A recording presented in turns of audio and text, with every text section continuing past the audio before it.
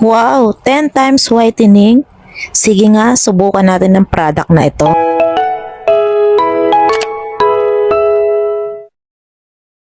Hi guys, and welcome back again sa ating YouTube channel. Ayan, kumusta kayo guys? Sana ay nasa maayos lang kayong kalagayan.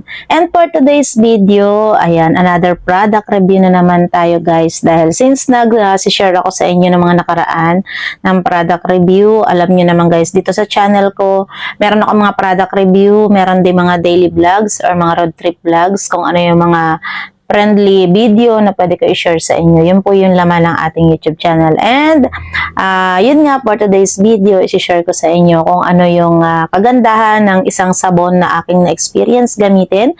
Since trending ito ngayon dito sa TikTok or dito sa mga social media platform, ay i-share ko sa inyo about sa isang klase ng sabon na aking sinubukang gamitin. And yun nga, isi-share ko sa inyo guys kung anong kagandahan ng isang sabon na ito.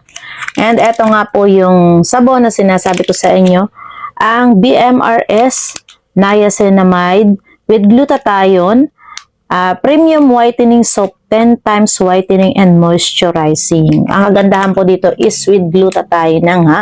Kaya napaka-smooth sa balat. Ilalagay ko po yung mga clips nung ginagamit ko yung sabon na ito. Kasi nga po, once na ako nagre-review ng sabon, ginagamit ko muna siya bago ako mag-final thoughts sa aking ginamit. And kagandahan din dito guys, nandito yung mga ingredients, kung ano yung mga ginamit niya sa likod. And kagandahan din dito, meron siyang expiration date, nakalagay naman dito. Medyo maliit lang siya guys, ang sabon na to, kasi nga ito is 3 for 99 pesos. Ayan, ito. And kagandahan dito guys, 70 grams and with glutathione, niacinamide, alpha-arbutin, and sakura extract.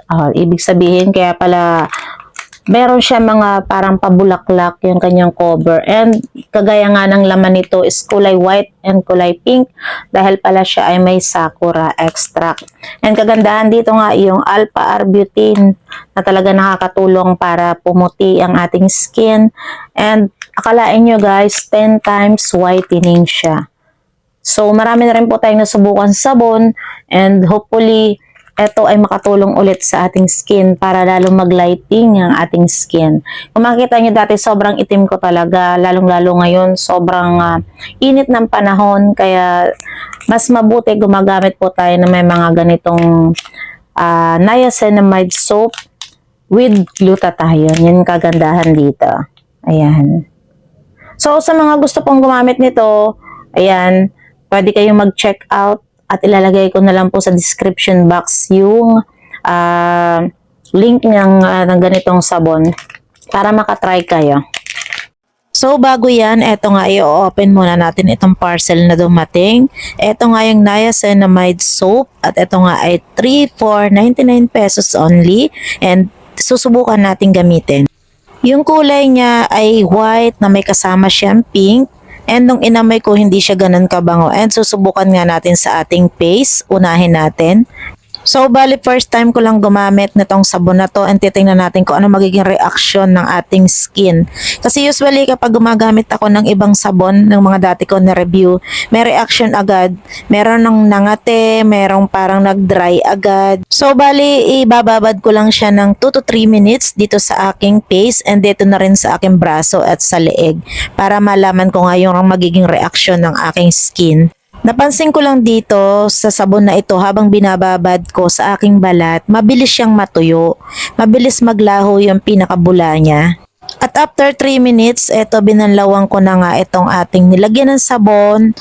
Kung makikita nyo may pagkakaiba talaga. Ito, ayan yung nilagyan ko ng sabon. Napaka-smooth niya kapag hinahawakan.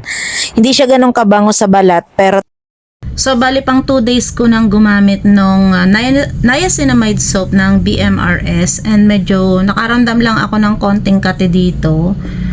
Siguro din sa sobrang init din. Pero okay naman siya sa aking mukha. Hindi naman siya mahapde kapag ginagamit. And saktong-sakto naman na kaya nakagamit din ako ng ganun sabon dahil may mga peklat din ako dito dahil natalsikan ako ng ng mantika nang nagpiprito ako ng ulam. Kaya eto, medyo may parang peklat dito. Hopefully matanggal ng niacinamide soap dahil nga ito may 10 times whitening. And syempre may collagen na rin. And eto, meron pa tayo ditong malaking tawag dito yung peklat na galing sa pimples.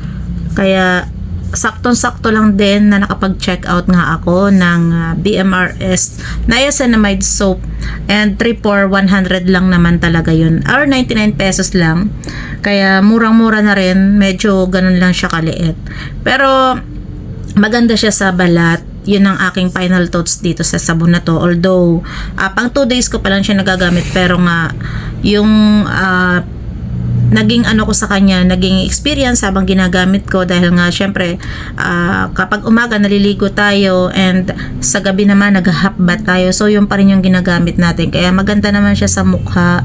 Hindi naman ako nakaramdam ng pag-hapde dahil dati noon may mga sabon akong nire-review, pag unang gamit or pangalawang gamit hanggang pangatlong gamit is talagang mahapdi na dito, kasi usually ito yung mahapdi and ito. So ang bali nangyari sa akin is parang kumati lang itong aking leeg na konti, siguro sa init na rin, pero maganda siya sa balat, napaka smooth niya habang ginagamit, talagang hindi siya ganong kabango pero maganda siya sa balat. Kaya naman pala siya nag-trending dito sa TikTok, kaya sa mga gustong mag-try ay subukan nyo rin, pero hindi naman po tayo pare-pareho ng skin, kagaya po ng sinabi ko sa inyo, ay kanya-kanya tayong type ng skin. Kaya kung may makaramdam kayo ng konting pangate dahil sa paggamit ng mga whitening soap, kagaya po ng mga yung mga BMRS na yan na niacinamide, dahil marami na tayong na-review sabon like Rosmar, Brilliant, and meron pang mga kung ano-anong klase dyan, ay usually maganda rin naman po ang mga iba't ibang klase ng sabon na susubukan. Ako po kasi pag nagre-review ng sabon, so mga 1 week or 2 weeks bago ko i-share. Pero this time po, dahil gusto ko na agad i-share sa inyo, ay 2 araw ko pa lang siyang ginagamit, pero okay naman, wala naman pangangate. Overall review ko talaga is okay. Hopefully po matanggal nga itong mga naging peklat ko dahil sa pagtalsik ng mantika sa aking mukha. Ito. Ayan. Pero maganda po siya para sa akin dahil hindi ako nakaramdam ng pangangate. At yun lang guys ang aking final review dito sa ating BMRS niacinamide soap. And disclaimer lang din po guys, hindi sponsor ang product na ito. Ito po ay sadyang binili ko para aking i-review. And hopefully po ay nagustuhan ninyo ang aking maikling product review about dito sa niacinamide na ito. And yun lang guys.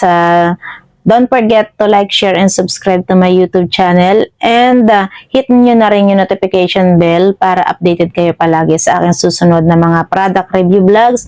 And syempre yung mga vlogs din natin na sinishare ko dito sa aking YouTube channel.